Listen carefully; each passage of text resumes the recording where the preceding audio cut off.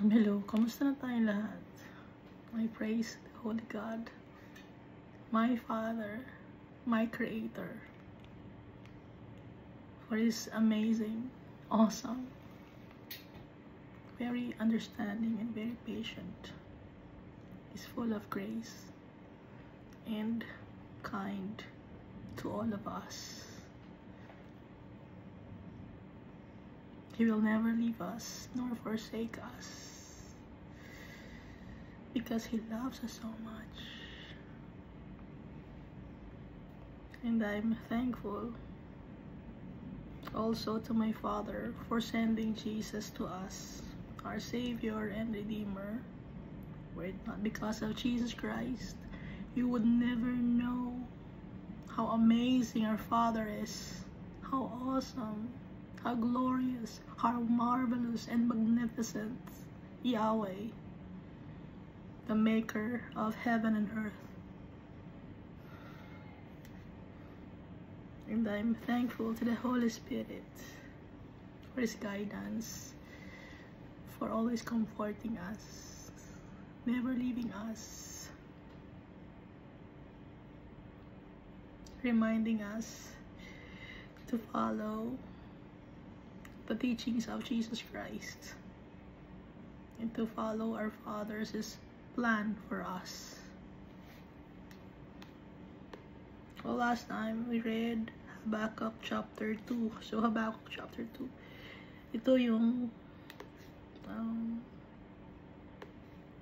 things that will happen in the future. Sinasabi the Almighty Father dito na isulat ni Habakkuk yung vision in plain language sa isang tablet para kung sino man ang makakabasa, they will be very afraid because of the power of the mighty God. So yung vision na to ay mangyayari in the appointed time. It will not yet unfold, but it will happen.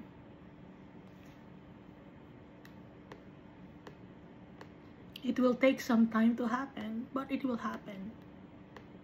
And it will never delay. There is no delay. Yung time ni Almighty Father laging sakto, laging nasa oras. Kung akala natin na de-delay, akala lang natin yon, pero may plano si Almighty Father kung bakit hindi pa dumarating si Jesus Christ. At yun ay iniintay pa yung mga brethren natin.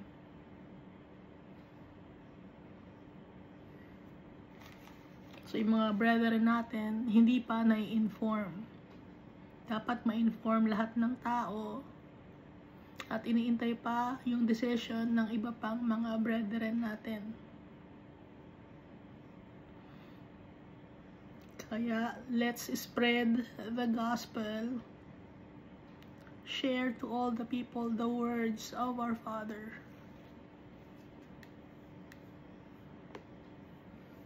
So yung mga hindi mag-acknowledge kay Almighty Father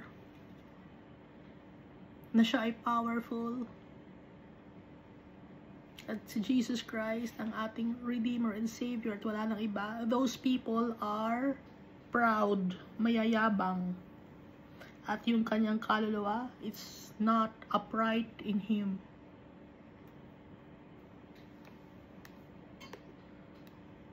But the just shall live by his faith.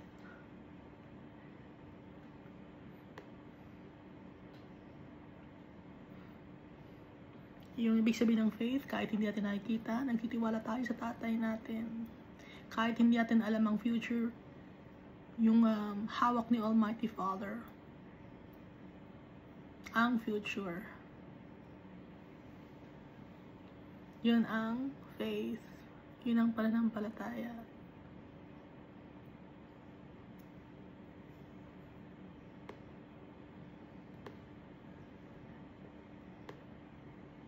hindi man natin nakikita ang Father natin sa ngayon, si Jesus Christ. Time will come, we will see Him face to face.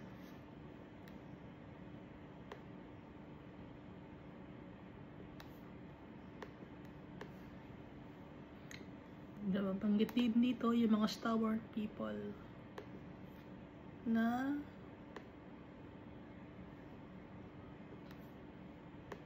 trabaho ng trabaho, akala nila yung trabaho na ginagawa nila dito makakapag-ipon sila ng kayamanan. Pero yung mga kayamanan dito sa mundo na to, lahat ay nasisira. Ang tunay na treasure, si Almighty Father.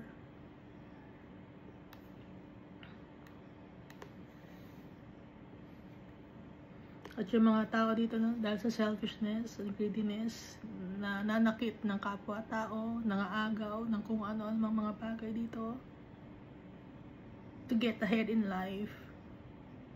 Pero, they will fail because their souls will go to eternal damnation. At ang mga tao dito sa mundo, lahat ay nag-aagawan, nag-aaway-away. Hindi nyo ba napapansin lahat ng tao nag-aaway-away? Lahat may pride. Lahat gusto siya ang nangunguna. Sa politics, ganon. Sa negosyo, ganon. Sa school, ganon. Mga estudyante, di ba may mga competition kayo? O sino ang pinakamatalino? Sino ang pinakamagaling? Puro competition ng mga tao. Sa kalye, nagko-competition din ng mga tao sa kalye. Lahat na lang competition. Nag-aaway-away.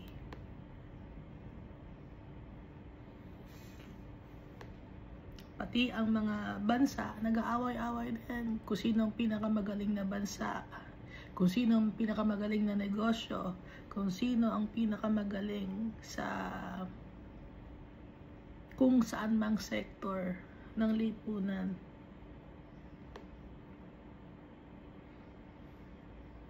At yung mga taong nangangailangan ng tulong ay hindi nabibigyan ng tulong. Nababaliwala ang kanilang mga cries for help. At ang mundo na to ay naitatag sa pamamagitan ng agawan at awayan. Na-establish ang lupa na to ng mga tao sa kasalanan.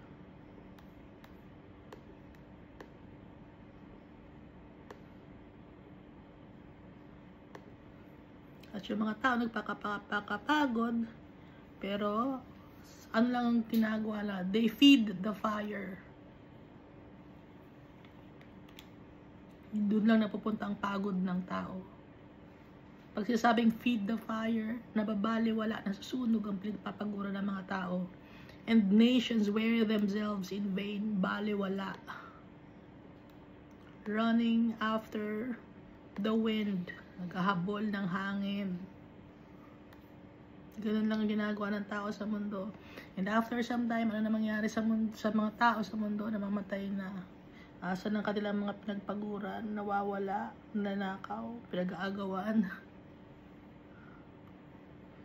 At yung souls ng mga tao na yun, nasaan na? Nung nag-focus sila sa kung saan mang material gains, asan na ngayon ang soul nila? Nasa impyerno. Dahil nag-focus sila dito sa mundo na to. Kaya ang kaluluwa nila ngayon ay nasa impyerno. Dahil kaya tayo nabubuhay is to worship our Father, to obey His commands. That's why we are in this world. That's why God created us. That's the reason for living.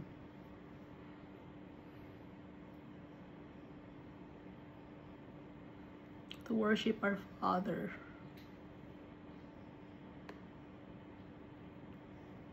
At kung hindi natin gawin ang mga bagay na yon, hindi tayo makakapunta sa ating rest. Kung hindi makakapunta ang soul sa rest, saan mapupunta? Sa impyerno, walang pahinga doon.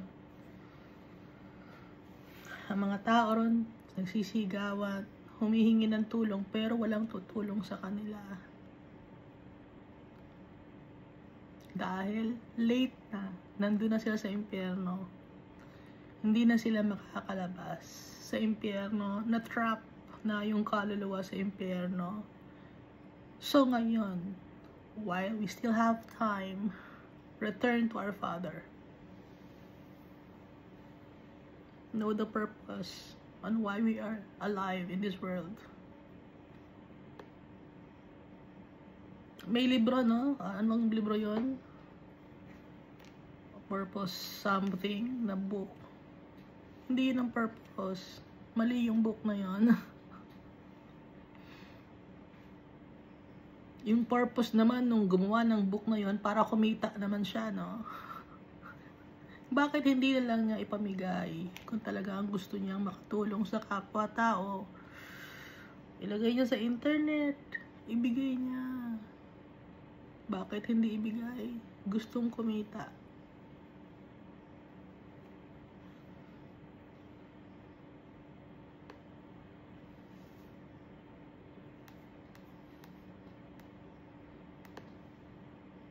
Yun ang kanyang purpose. Sinabi ko dati sa nanay ko, ba't siya gumawa ng libro na yan? Ano yung purpose niya? Para kumita siya? Ayaw maniwala sa akin ng nanay ko.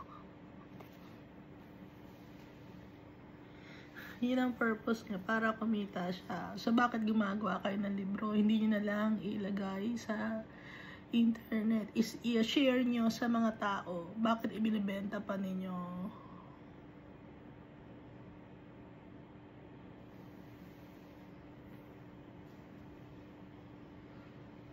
Si Jesus Christ, ibinigay niya ang buhay niya sa atin. Ano ang kapalit? Para i-save tayo. Hindi selfish si Jesus Christ.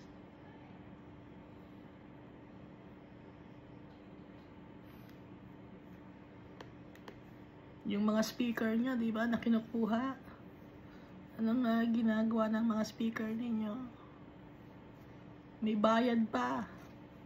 Christian yun na. Christian organization yun, para makapunta ka doon, makadinig ka ng salita ng Diyos.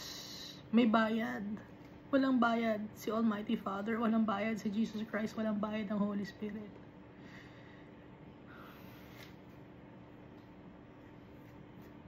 Sabi nyo, hindi, imported pa yung speaker namin, galing pang ibang bansa. Hindi ba pwedeng yung speaker na lang na yun, i-record na lang niya yung boses niya, tapos i-share niya kung ano man ang gusto niyong share, tapos ipakita sa mga tao. Pero hindi niyo, di ba gusto ipakita sa mga tao? Gusto yung sarilinin. So, sino ngayon ang nakakarinig doon? Yung mga taong kaya lang magbayad. So, paano na yung mahihirap? Hindi na kaya magbayad. So, sa tingin nyo, kayo na ang masasave, yung mga taong nakapagbayad. Mali. Mali din ang itinuro sa inyo. Mali. Nagbayad pa kayo, mali rin ang itinuturo sa inyo.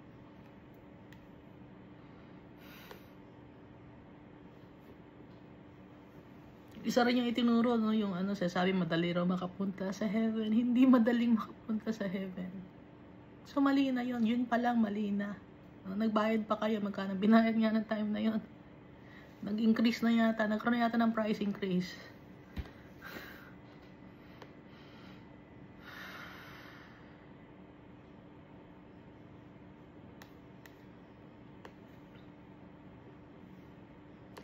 At ang mga tao, gusto nila magkasala rin ang kanilang kapwa-tao. May mga information sila na hino-hold back. Kinikip nila for themselves. So, nagkakasala din sila. At gusto nila sama-sama ang mga tao sa kasalanan.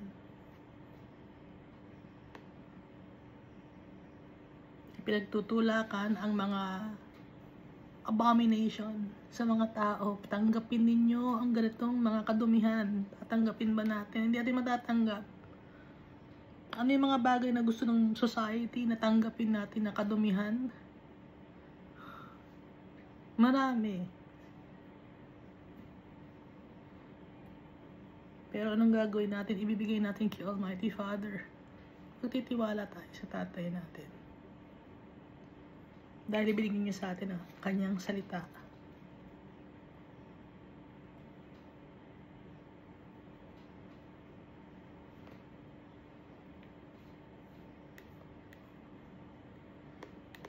Ano ngayon na nangyari sa mga tao? Lahat. Exposed tayo sa kadumihan. At dahil exposed tayo sa kadumihan, lahat tayo damay-damay sa kahihiyan.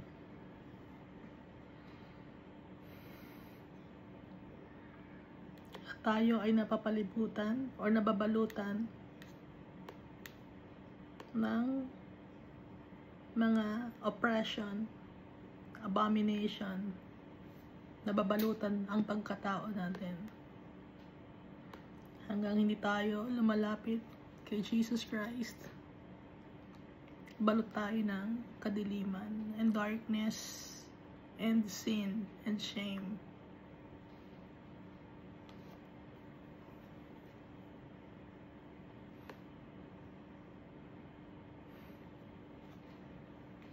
In one way or the other, nakagawa tayo ng murder sa pamamagitan ng paninirang puri sa kapwa-tao natin. Kinokondemn natin yung mga tao na kailangan ng tulong, hindi natin tinutulungan. Wala tayong awa. Unmerciful tayo.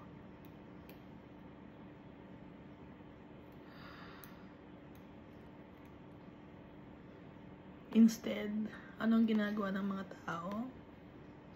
Imbis na lumapit kay Almighty Father, humingi ng kapatawaran, magpakumbaba ang mga tao. Anong ginagawa ng mga tao? Lumalapit sila sa mga kahoy na korting tao, sa mga image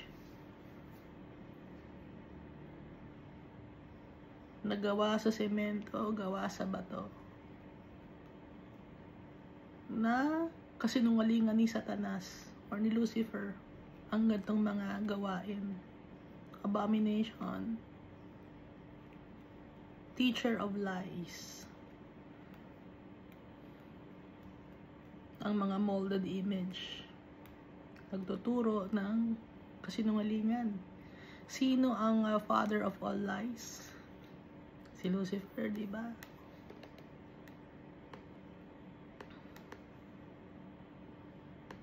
Pero ina-identify ninyo itong molded image kay Jesus Christ.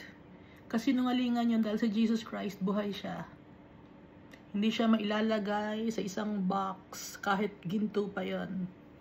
Kasi may nakita ako noon, ano yung nasa box na yun? Nandun ang Holy Spirit. Hindi pwede. Wala ang Holy Spirit dun sa abomination. Hindi mailalagay sa box ang Holy Spirit.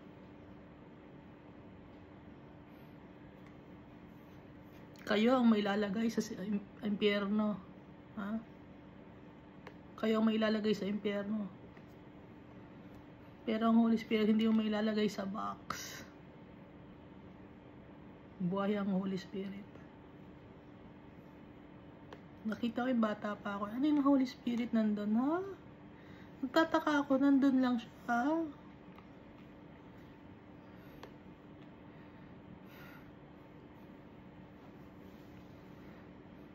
Tapos bibisikan mo lang ng tubig, yung isang bagay. Ayan, nalalagyan na ng Holy Spirit. Pinisikan mo lang ng tubig. Kasinungalingan. Ano sabi? Woe to him who says to the wood, awake. Gumising ka, kahoy, gumising ka.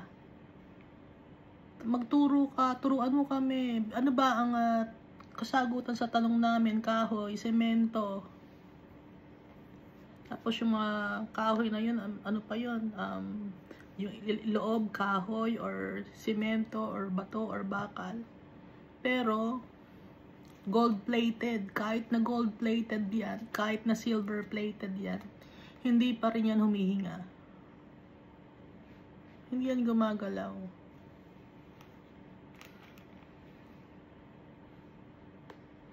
Dahil wala si Almighty Father doon sa mga images na yon. Hindi mo mailalagay ang Holy Spirit sa images na yun. Kaya ka nakalagay dito sa verse 20 ng Habakkuk chapter 2. But the Lord is in His holy temple. Let all the earth keep silence before Him. Manahimik ang mundo. Dahil si Almighty Father, nasa holy temple niya siya. Wala siya sa mga images. Kahit gawa pa sa ginto or silver at madami pang mga bato. Kaya kahit magpagawa kayo ng kung anumang simbahan ninyo o congregation ninyo na pagkaganda-ganda, para pa rin niyang libingan. Maganda lang sa labas, pero sa loob, bulok. Dahil puro kasinungalingan ang ginagawa ng mga tao.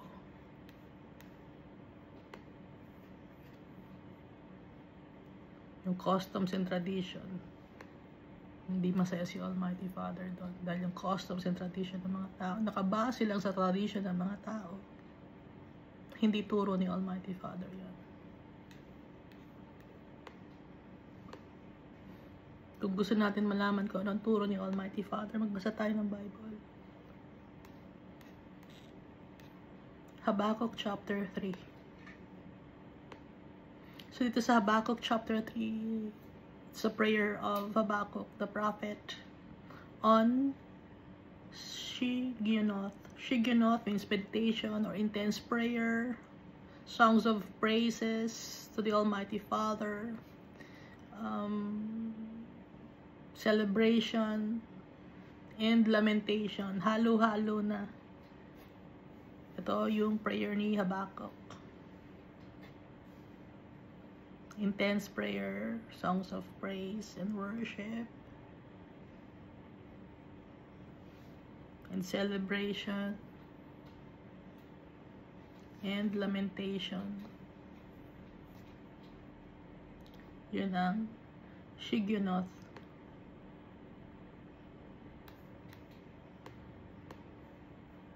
Dahil masaya si Habakkuk, pinupuri niya si Almighty Father. At the same time, nalulungkot siya para sa mga souls na makaka-experience ng pain and sufferings. Pero masaya siya dahil din sa may celebration. Kaya, mixed emotion, yun ang Shigionoth.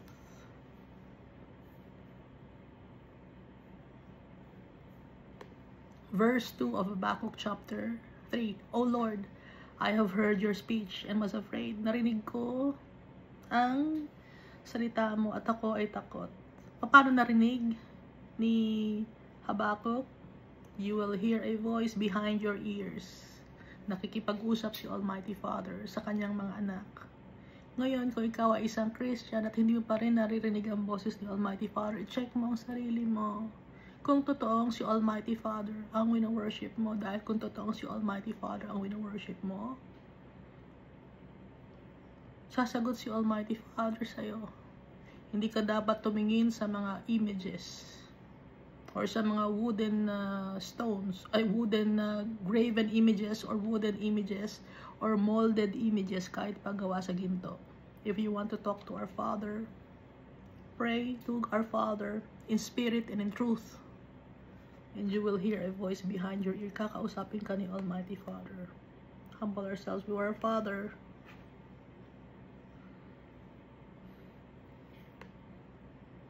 Fear His words.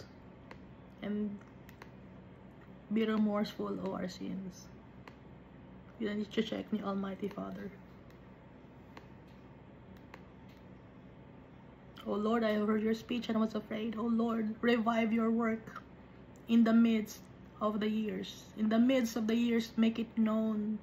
In wrath, remember mercy. Sa galit mo, Almighty Father, maalala mo ang awa, kaawaan mo ang mga tao. Ganito ang isang prophet. Ang isang prophet, hindi siya magsasabi na, sige, patayin niyo. Patayin niyo yung mga tao na yan. Hindi ganon. Yung isang prophet, tunay na prophet ni Almighty Father, maawain siya dahil yung puso ng isang prophet kaisa ng puso ni Almighty Father. Maawain. Ngayon kung yung prophet nyo, sasabihin ay, sige, tupukin sila ng apoy, malunod sila, ganun. Sunugin nyo sila, bumuka ang lupa, at lamunin sila ng lupa. Hindi ganon ang tunay na prophet ni Almighty Father. Ang tunay na prophet ni Almighty Father, may awa sa mga tao. Kaya nga itong si Habakkuk, diba? Ganon din si Isaiah, si Jeremiah, pati na yung lahat ng mga nakikita natin dito sa Bible. Mababang loob nila, humble sila, walang mayabang. Kung meron man ipagyayabang ang mga tao, ang mga workers ni Almighty Father, ang mga servant ni Almighty Father, yun ay ang itataas natin ang pangalan ni Almighty Father tsaka ni Jesus Christ. Maliban doon, puro awa, no? Maawain ang mga prophet ni Almighty Father. Gaya ni Almighty Father, gaya ni Jesus Christ. Kaya nga nakalagay ito, in the midst of your years, make it known in wrath, remember mercy. So nagmamakaawa si Habakkuk kay Almighty Father, nakaawaan ang mga tao. At masaya si Almighty Father dahil ang puso ni Habakkuk ay mapagkumbaba, nagmamakaawa para sa mga tao.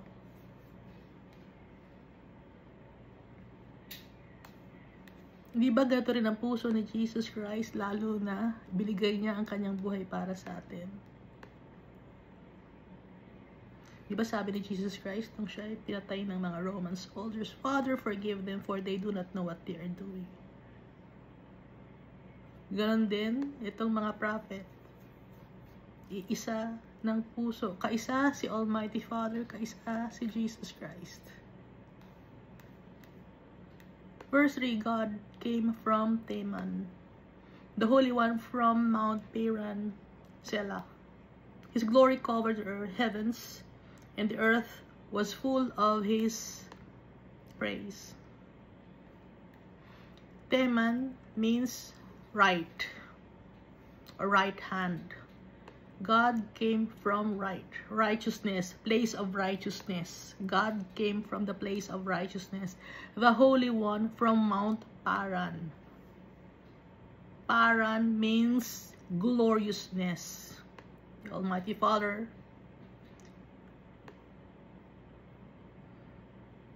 is great and powerful and glorious. His glory covered the heavens. Kaya nga itinuloy dito, no? Kasi Mount Paran means mountain of gloriousness. His glory covered the heavens. And the earth was full of His praise. Bakit? Because the earth was created by our Father. Siya ang gumawa ng mundo na to. He is powerful. Proof of the greatness and gloriousness of our Father. Itong mundo.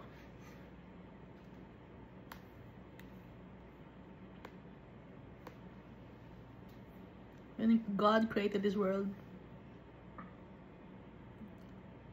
it was beautiful, maganda. Ano ang ginawa ng tao? Sinira.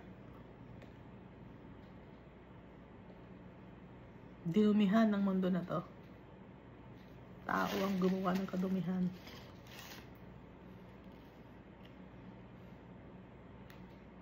Verse 4, His brightness was like the light. Pure si Almighty Father. Holy si Almighty Father. He had rays flashing from His hand, and there His power was hidden. Powerful. Ang tatay natin, yung kanyang kamay, can make miracles after miracles after miracles. Before him went pestilence and fever followed at his feet. Pero paggalit si Almighty Father, kaya niyang magpadala ng mga pestilence.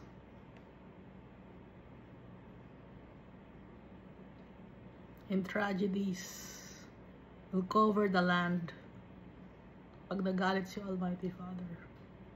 He stood and measured the earth. Si Almighty Father, lagi niyang chinecheck ang mga tao. Lagi niyang nakatingin sa atin.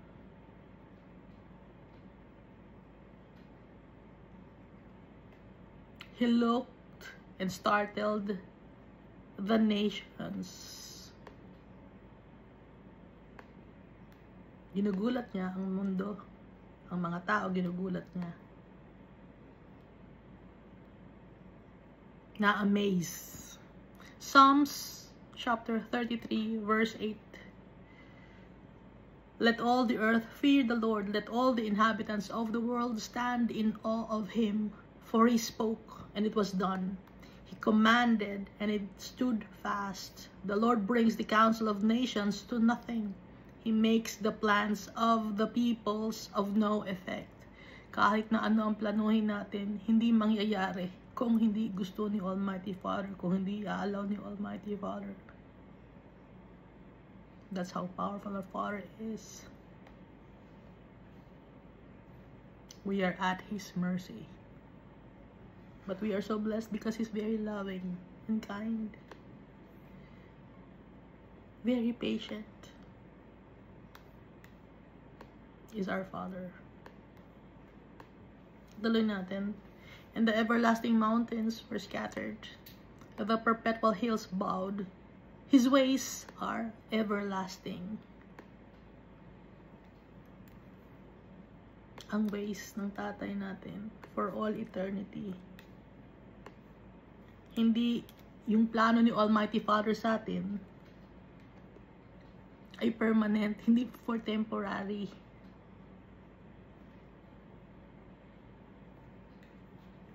Psalm 139 verse 23 to 24. Search me, O God, and know my heart. Try me and know my anxieties. And see if there is any wicked way in me, and lead me in the way everlasting. Tells you Almighty Father, for all eternity siya. Hindi siya temporary. Ang mga tao ang temporary. Ang mga bagay sa mundo na to ang temporary.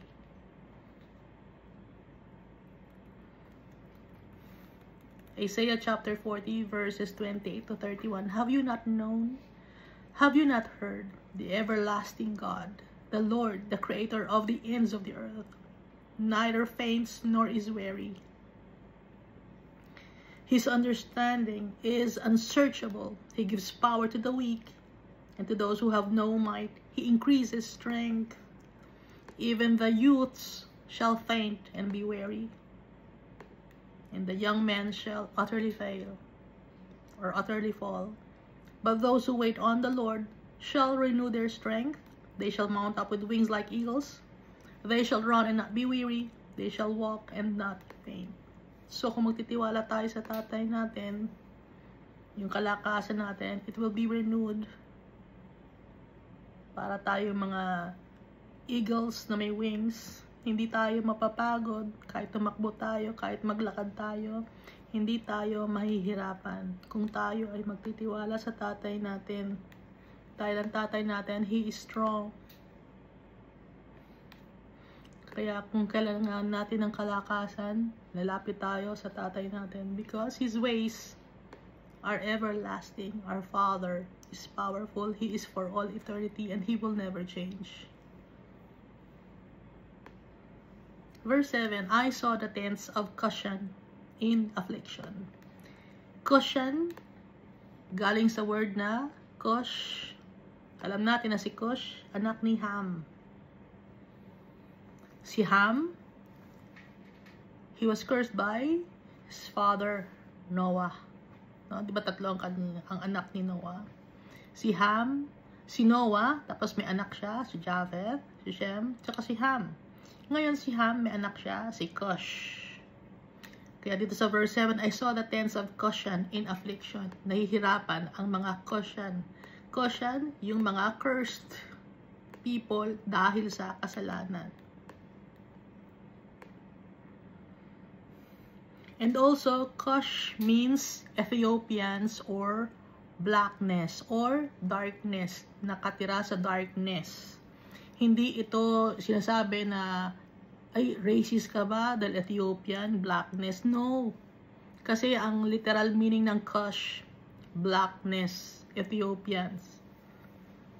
Kaya nga yung lahi ni Ham, sila yung mga Egyptians, tapos yung nasa South Africa, tapos na-mix, no? Na-mix sa mga Shemites. So, may mga Latin. Nakikita nyo ba? Latin, no? Kaya di ba yung mga Latins medyo dark? Pero yung facial features, parang si Shem. Naintindihan ninyo? So, nagka-mix-mix na yung mga tao. Pero originally, ang Cush, ito yung anak ni Ham. And the curtains of the land of Midian trembled. Ano yung curtains of the land of Midian trembled? The facade, the fakery of the world will be removed. Lies will be exposed.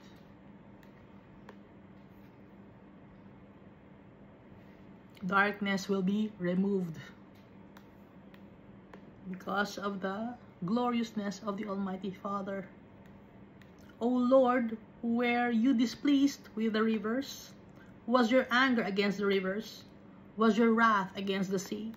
That you rode on your horses, your chariots of salvation. Lord, galit ka ba sa river? Hindi ka ba masaya sa mga river?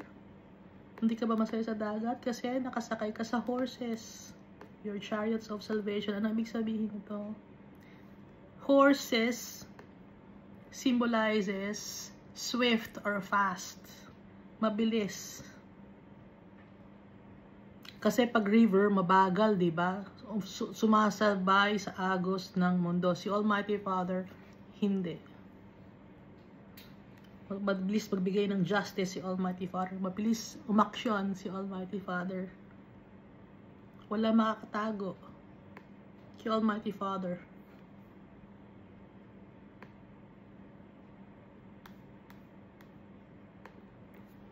Verse 9. Your bow was made quite ready. Oaths were sworn over you. Selah.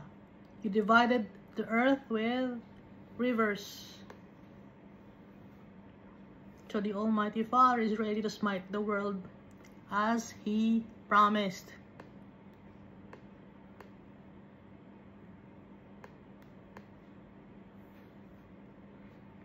Because of the iniquities of the people.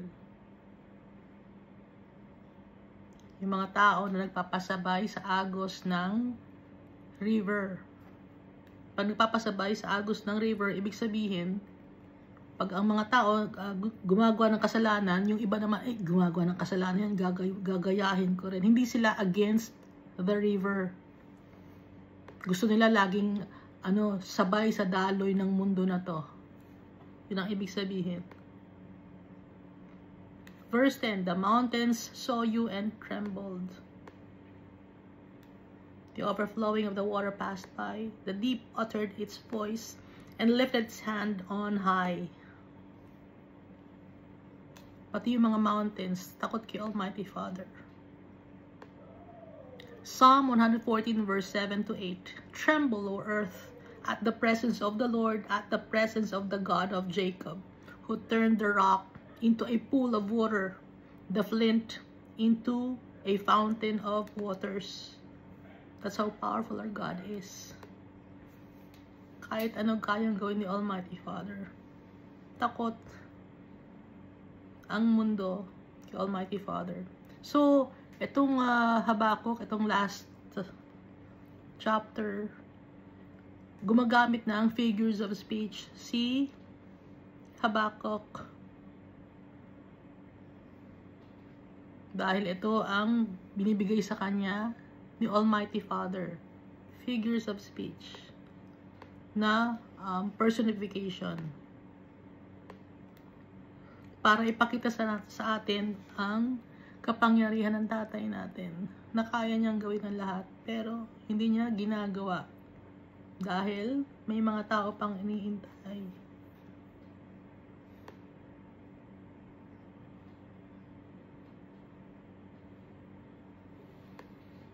The overflowing of the water passed by, the deep uttered its voice and lifted its hand on high. Kahit ang mga tubig sumusurrender kay Almighty Father because of His greatness. Verse 11, the sun and the moon stood still in their habitation. Pati na yung mga nasa sky, yung sun, pati na yung moon, hindi gumagalaw sa takot kay Almighty Father. Frozen in fear ang sun and moon.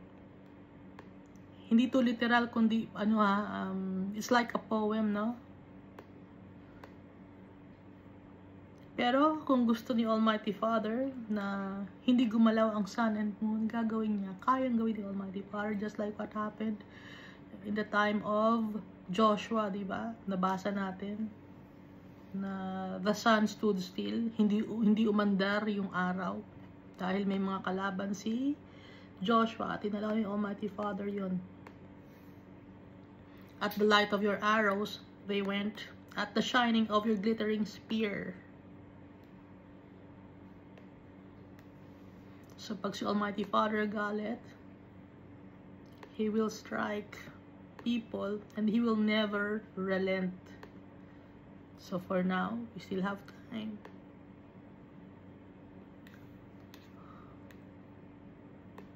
Ipinapakita dito yung power ni Almighty Father. Kaya nga, yung kaluluwa ng mga tao, kaya niyang ihagis sa impyerno. At hindi natin alam yung time natin dito sa mundo. That's how powerful our Father is. Pero hindi pa rin maintindihan ng mga tao. Kailan lang naiintindihan ng mga tao? Naiintindihan lang ng mga tao pag yung kaluluwa nila nasa impyerno na. Doon lang nila naiintindihan.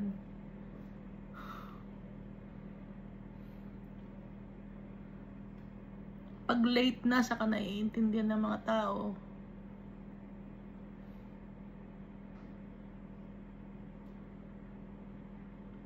Pag nasa impyerno yung tao, sabi na nga ba, dapat pala ganun ang ginawa ko. Ganun ang sinasabi ng mga tao, nagsisisi ang mga tao sa impyerno. May nagsabi, halimbawa, nasa impyerno ka, no? Tapos may isip mo, may nagsabi sa akin, ganito pala, mali pala yung ginagawa ko. Doon ka lang makakapag-isip pag nasa impyerno ka na. Bakit hindi pa ngayon? Bakit hindi pa natin ngayon katakutan yung power ni Almighty Father? Bakit kailangan pang mapunta pa sa impyerno ang kaluluwa mo bago mo maintindihan ang kapangyarihan ng tatay natin?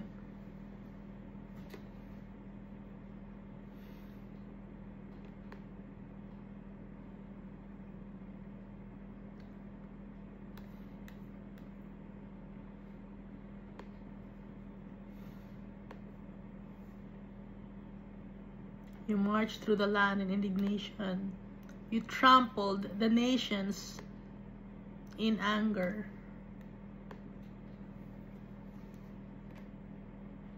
So galit si Almighty Father sa mundo.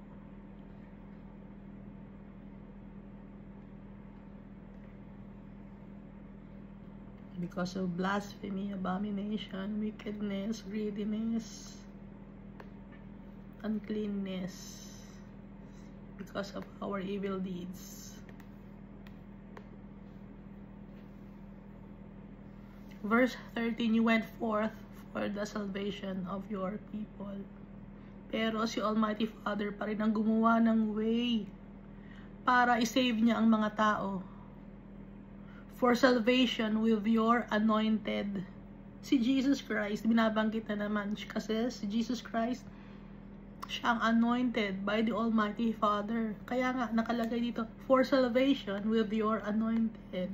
Kaya nga, noon pa man, di ba, binabanggit na natin, na in every book in the Bible, si Jesus Christ binabanggit. Now, in the book of Habakkuk, andito si Jesus Christ for salvation with your anointed. Sino yung anointed na yun? Si Jesus Christ yun.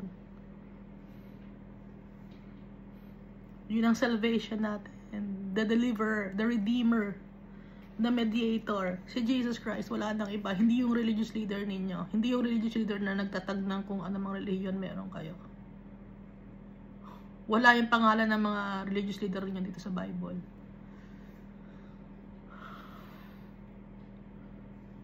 False prophet yung mga religious leader ninyo. Mali ang ituturo sa inyo. Blind leading the blind.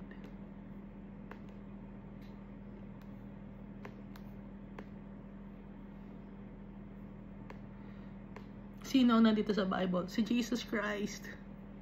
Bakit hindi niya maintindihan?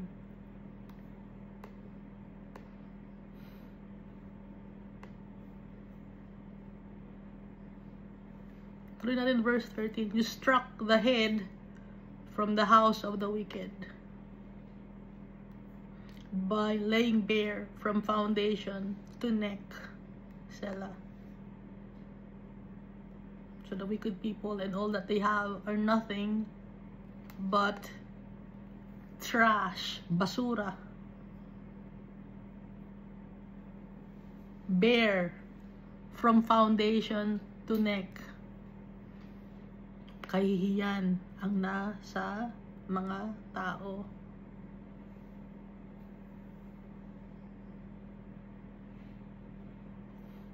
Shamefulness. Kasi nakalagay, laying bare from foundation to neck.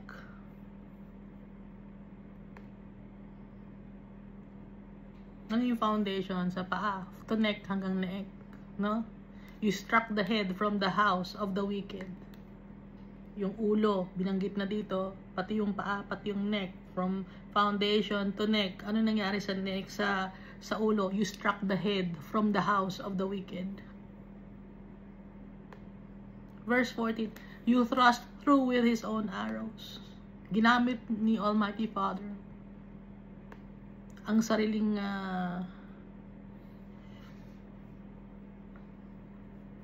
sariling kadumihan ng tao para siya ay masaktan. You thrust through with his own arrows the head of his villages. May sariling weapon ang evildoers. Yung sarili nilang weapon ang mananakit sa kanila. You thrust through with his own arrows the head of his villages. They came out like a whirlwind to scatter me. Their rejoicing is like feasting on the poor in secret.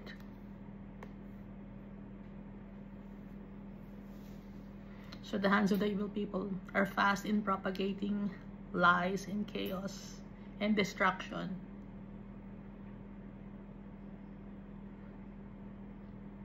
At natutuwa sila pag nakakasira sila ng buhay ng tao. Natutuwa sila pag marami ang kanilang kinikita. Tapos yung mga tao na agrabyado, masaya sila. Their rejoicing was like feasting on the poor in secret. Di ba ganun yung mga yung mga manlaloko? Masaya sila kapag nakakapanloko sila. Masaya sila kapag nakakapag-agrabyado sila ng ibang tao. Masaya sila pag malaki ang kanilang kinikita. Masaya sila pag sila ay nag-hoard kasi marami silang makukuhang pera. Pero paano naman ang mga naagrabyado? Feasting on the poor in secret. Nagpe-piestahan, nag-celebrate sila. Dahil sa mga pangloloko nila sa mga vulnerable people.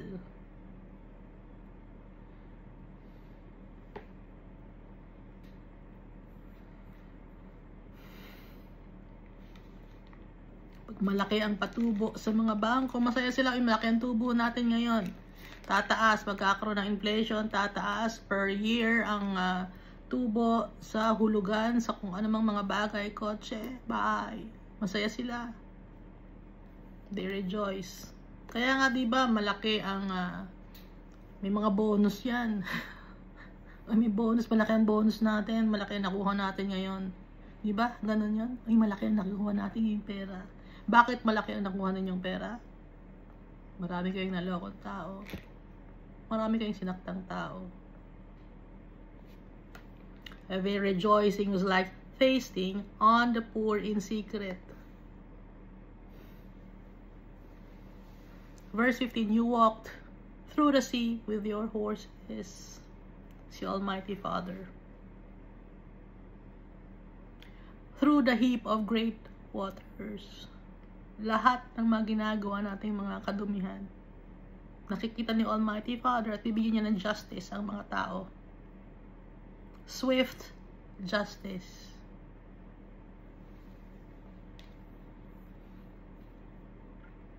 Verse 16, when I heard, my body trembled. My lips quivered at the voice. Nung narinig ni Habakuk yun,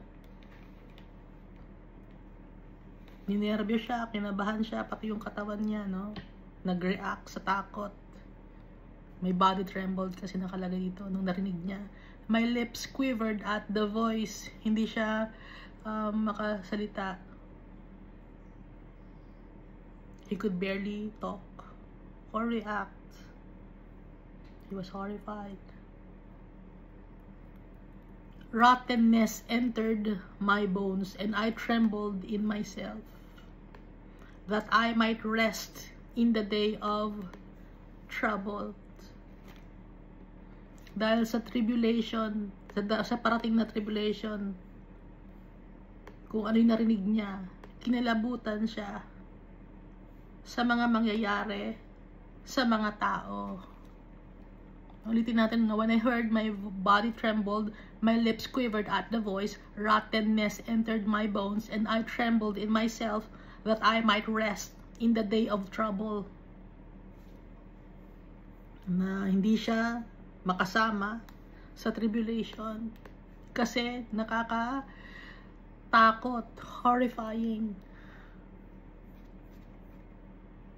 Ano yung day of trouble na to? Ito yung end of times na binanggit sa Habakuk chapter 2.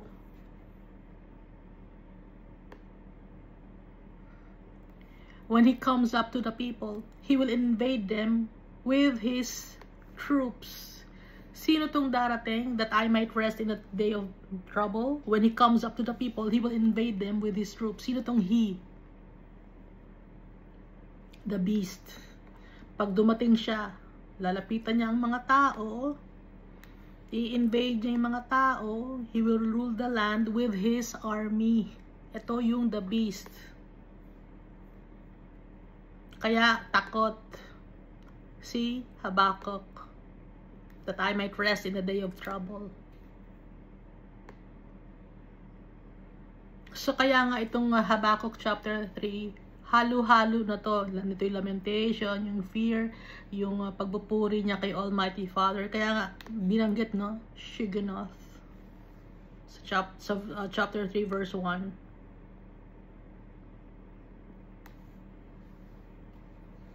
Verse 17. Though the fig tree may not blossom, nor fruit be on vines, although the labor of the olive may fail, and the fields yield no food, though the flock may be cut off from the fold, and there be no herd in the stalls.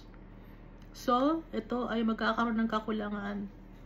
Famine, pestilence, tragedies. Kasi ito, binabanggit, kahit na yung fig tree, wala nang mga bulaklak, at wala nang mga fruits sa mga vines, walang grapes.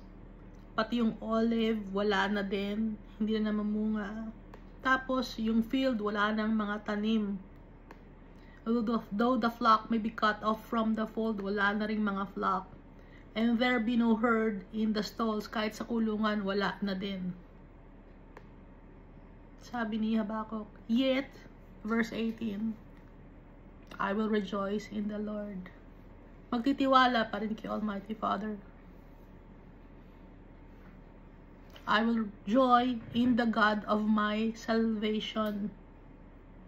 Kahit na magkaroon ng tribulations, famine, and time of lack, mag-rejoice pa rin tayo. Because our God is the God of salvation. Kaya mag-celebrate tayo dahil tayo ay victorious. Dahil siya ang tatay natin. He is powerful. Verse 19. The Lord God is my strength. Ang kalakasan natin, si Almighty Father. Hindi ang kalakasan natin ng pagkain, hindi ang kalakasan natin ng kayamanan dito sa mundo, hindi ang kalakasan natin ng ibang tao, kundi ang kalakasan natin, si Almighty Father, Yahweh Adonai. He will make my feet like deer's feet. Ano ibig sabihin ng deer's feet? Deer. Mabilis tumakbo ang mga deer, di ba? Malalakas ang mga deer. Ganun ang gagawin ni Almighty Father sa atin. He will make our feet like deer's feet if we trust our Father, because He is our strength. And He will make me walk on my high heels. Hindi high heels na sapatos, no? High hills. Hills yung burol, maliit na mountain. Ano yung He will make me walk on my high heels? Ito ay yung ating inheritance. Si Almighty Father, hahayaan niya tayong maglakad. Makuha natin ang ating land, ang ating inheritance. And He will make the heavy load burden and light. To the chief musician with my stringed instruments. So, ito ay paring, itong Habakkuk chapter 3. Prayer to, na song, na poem, na celebration, na lamentation, intense prayer, and meditation. Shoggonoth, no? Ito ang ibig sabihin nito. Ang gumawa nito, ang author, si Almighty Father. At tinayaan niyang sulatin ng kanyang prophet, si Habakkuk. Kaya nga diba, nakalagay dito sa Habakkuk chapter 2,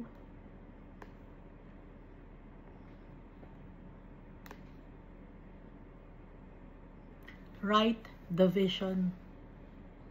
So, sino ang author ng Bible? Si Almighty Father. Si Almighty Father lahat. Sino lang ang tagasulat? Yung kanyang mga prophets, yung mga disciples, apostles. Pero ang author, si Almighty Father. Yung mga tagasulat, parang mga sekretarya. Pero, merong pinaka-may-ari. Sino? Si Almighty Father. Wala lang iba pa. Kaya, ang pupurihin natin, si Almighty Father. Si Jesus Christ. Dahil yun ang utos ni Almighty Father. And if we glorify Jesus Christ, we are also glorifying our Father. Alam na natin, ano?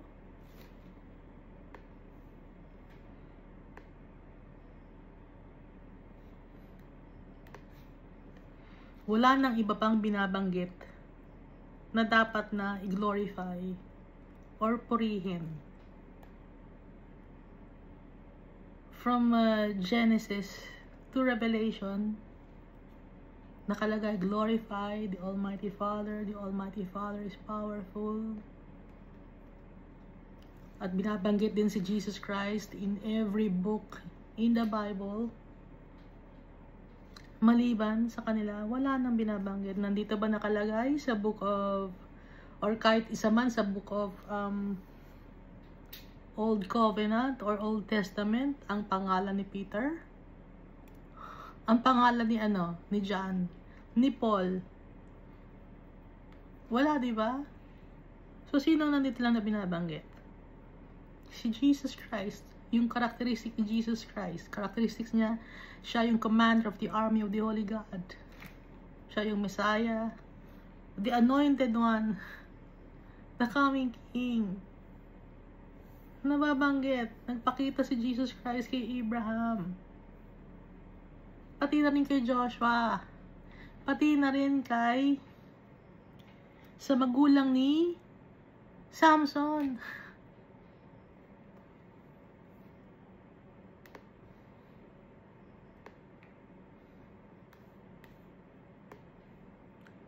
At si Jesus Christ, He is alive. Yes, He died, but after 3 days, He rose again. So, sino ang ating papurihin? Yung buhay. Si Jesus Christ. Si Almighty Father at ang Holy Spirit. Magpasalamat tayo. Nakilala natin si Almighty Father because of Jesus Christ. Thank you, and God loves us all so much.